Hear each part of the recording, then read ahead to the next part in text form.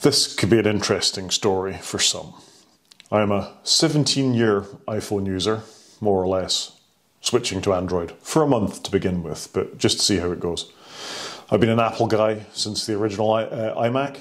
I had some exposure to Macs before that, but thought they were cartoon computers. And just once I went Mac, I never went back. And the iPhone came along and I grabbed that. I had iPods, but the Mac was the gateway drug for me. But once I had that first iPhone in my hand, that was me. I was converted. I did have a little bit of jealousy looking at the HTC G1 when it came out. I might put some B-roll in about that, or at least find some off the internet. I liked the form factor. I had a keyboard. I did Blackberries in the past as well. So that was just an interesting thing to me. But it was only a passing fad. As soon as we had the App Store with the iPhone as well, that was me. Sold. iPhone user from that point on. So what's changed? Well, I've changed. I've got more experience with the tech that I've had. I've had many, many Apple products over the years. MacBook Pros, iPads, Mac Pros, iMacs, just everything you can think of. But fundamentally, Apple has changed.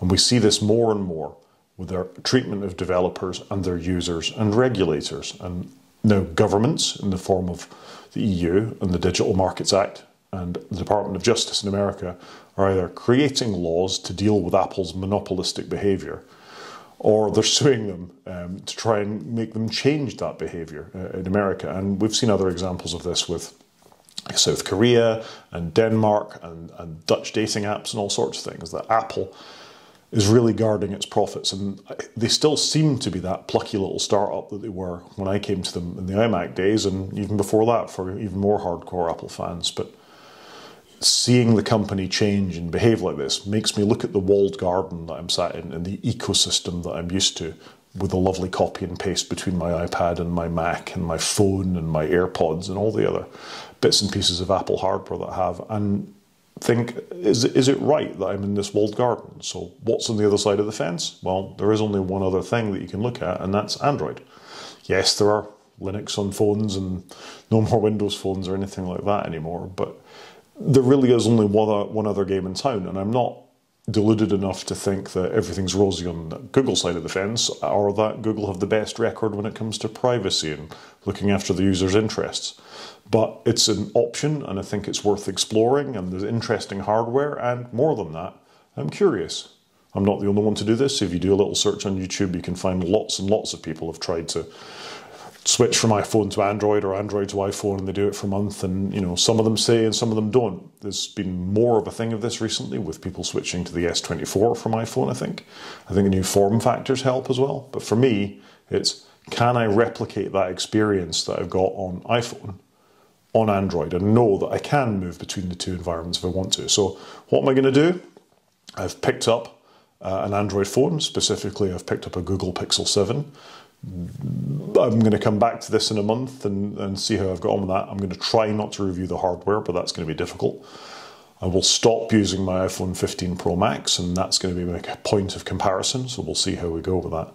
And that's the thing. 1 month, 30 days, can I, as an iPhone user, find a suitable experience, or a better experience, who knows, on Android?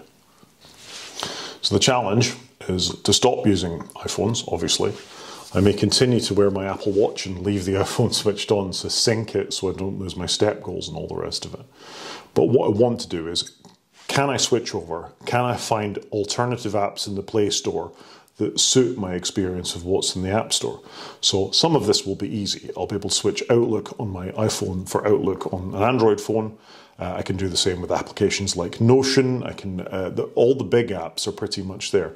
It's the smaller things that I think I'm going to struggle with. I'm a big depender. I depend a lot on Flighty, for example, which helps me when I travel by plane, which I don't do as much as I used to. And that's good for the environment apart from anything else. But moving and trying and seeing if there are alternatives to Flighty, to Carrot, my weather app, to Sequel 2, which I use for tracking incoming shows and things like that. Are they there? The big things I don't think I'm going to have a problem with, but I'll report on them too. But it's those small things. Can I find those more niche apps that historically, as Apple users, we've always thought we had a better experience of them? So that's my task. Switch to Android, find alternative apps, report back to you people on my honest experience of how that is. And it's not a like-for-like test.